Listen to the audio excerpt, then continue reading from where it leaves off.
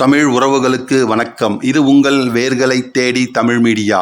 சிவபெருமானின் தேவார பாடல் பெற்ற காவிரி வடகரை தலங்களில் 13வது தலம், திருஞான சம்பந்தரின் பாவங்களை போக்கிய தலம், சுந்தரமூர்த்தி நாயனாருக்கு இறைவன் கட்டமுது கொடுத்து அருளிய தலம் என்று பல்வேறு சிறப்புகளை தன்னகத்தே வைத்து கொண்டிருக்கும் திருக்கடாவூர் வெள்ளாடை ஈஸ்வரர் திருக்கோவிலின் ஸ்தல வரலாறு, சிறப்புகள் ஆகியவற்றை தான் இந்த காணொளி மூலம் பார்க்க போகிறோம். காணொலியை ஸ்கிப் பண்ணாமல் முழுசாக பாருங்கள். நீங்கள் இன்னும் நம்ம சேனலுக்கு சப்ஸ்கிரைப் பண்ணலைன்னா சப்ஸ்கிரைப் பண்ணிவிடுங்க. மறக்காமல் பக்கத்தில் இருக்கிற பெல் பட்டனை ப்ரெஸ் பண்ணிவிடுங்க. வாங்க காணொலிக்குள்ளே போகலாம். சீர்காழியில் இருந்து தென் திருமுல்லை வாயில் செல்லும் சாலை மார்க்கத்தில் சுமார் 6 கிலோமீட்டர் தொலைவில் வடகால் என்னும் கிராம நிறுத்தத்தில் இறங்கி அங்கிருந்து பிரிந்து செல்லும் சாலையில் தெற்கே 1 கிலோமீட்டர் சென்றால் இந்த சிவாலயத்தை அடையலாம். இந்த ஆலயம் தினசரி காலை 7 மணி முதல் 10 மணி வரையிலும், மாலை 6 மணி முதல் இரவு 8 மணி வரையிலும் நடை திறக்கப்பட்டிருக்கும். ஆலயத்தின் மெய்க்காவலர் அருகிலேயே வசிப்பதால் அவரை விசாரித்து தொடர்பு கொண்டால் எந்த நேரமும் இறைவனை தரிசிக்கலாம். இந்த ஊரின் பெயர் குருகாவூர், கோவிலின் பெயர் வெள்ளாடை என்று தேவாரம் பாடப்பெற்ற காலத்தில் அழைக்கப்பட்டது. அந்த பெயர் மருவிதான் தற்பொழுது திருக்கடாவூர் என்று வழங்கப்படுகிறது. ஒரே ஒரு பிராகாரத்துடன் விளங்கும் இந்த ஆலயத்திற்கு ராஜகோபுரம் இல்லை. கிழக்கில் ஒரு நுழைவாயில் மட்டும் உள்ளது. அதன் வழியாக சென்றால் கருவறை. இறைவன் வெள்ளாடை நாதர், அவரை வெல்விடை நாதர் என்று அழைக்கிறார்கள். சதுர ஆவுடையார் மீது சிறிய பானம் கொண்ட சிவலிங்க திருவுருவில் கிழக்கு நோக்கி சுயம்பு மூர்த்தியாக திருக்காட்சி தருகிறார். இங்கு இறைவி காவியங்கண்ணி அம்மை. இவள் தெற்கு நோக்கி தரிசனம் தருகிறாள்.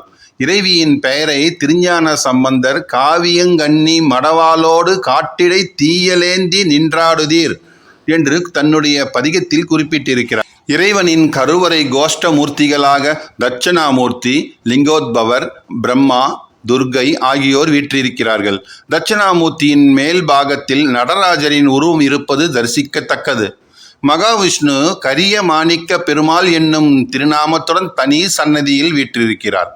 கருவறை பிரகாரத்தில் 4 சன்னதி, நடராஜ பெருமான் சன்னதி, காசி விஸ்வநாதர் விசாலாட்சி அன்னையுடைய சன்னதி, சனீஸ்வரன், மாவடி விநாயகர், சிவலோகநாதர் ஆகியோருடைய சன்னதிகளும் அமைந்திருக்கிறது.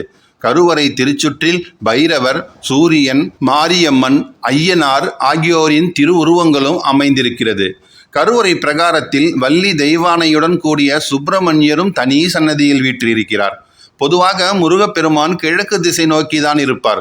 ஆனால் இந்த ஆலயத்தில் முருகன் தெற்கு திசை நோக்கி திருக்காட்சி தருகிறார். தென் திசையை பார்த்து இவர் இருப்பதால் இவரை குரு அம்சமாக கருதி வழிபடுகிறார்கள் பக்தர்கள். இவருக்கு வியாழக்கிழமைகளில் சிறப்பு பூஜைகள் எல்லாம் இங்கு நடைபெறுகிறது. சுந்தரமூர்த்தி நாயனார் தனது தொண்டர் கூட்டத்துடன் சீர்காழியிலிருந்து இந்த ஊருக்கு எழுந்தருளும் பொழுது தாகமும் பசியும் அவரையும் அவரது தொண்டர்களையும் வருத்தி இருக்கிறது.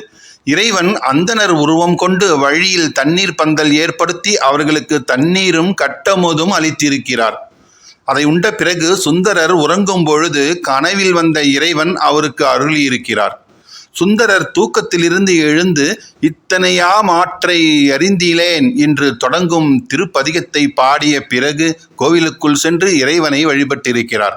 இதற்கேற்ப பாடுவார் பசி தீர்ப்பாய், பரவுவார் பிணிகளை களைவாய் என்னும் குறிப்பு அவரது பதிகத்தின் 3வது பாடலில் காணப்படுகிறது. சுந்தரமூர்த்தி நாயனாருக்கு இறைவன் கட்டமுது அருளி தருளிய அந்த திருவிழா ஒவ்வொரு ஆண்டும் சித்திரை பௌர்ணமியில் இந்த தலத்தில் மிகச் சிறப்பாக கொண்டாடப்படுகிறது.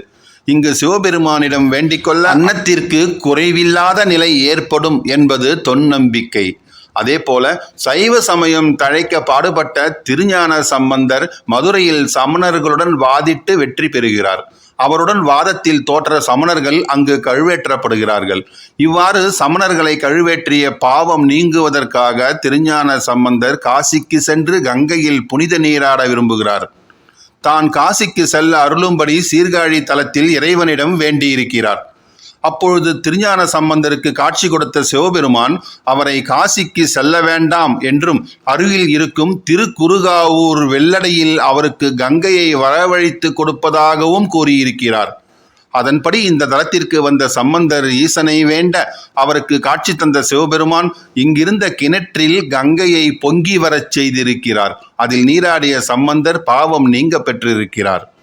இந்த ஆலயத்தின் தீர்த்தமான இந்த கிணறு பால் கிணறு என்ற பெயருடன் கோவிலுக்கு வெளியே தனி சுற்றுமதிலுடன் அமைந்திருக்கிறது. தை அமாவாசை நாளன்று மட்டும் இறைவனுக்கு தீர்த்தம் கொடுக்கும் சமயத்தில் இந்த கிணற்று நீர் பால் நிறமாக மாறும் அதிசயம் நிகழ்கிறது.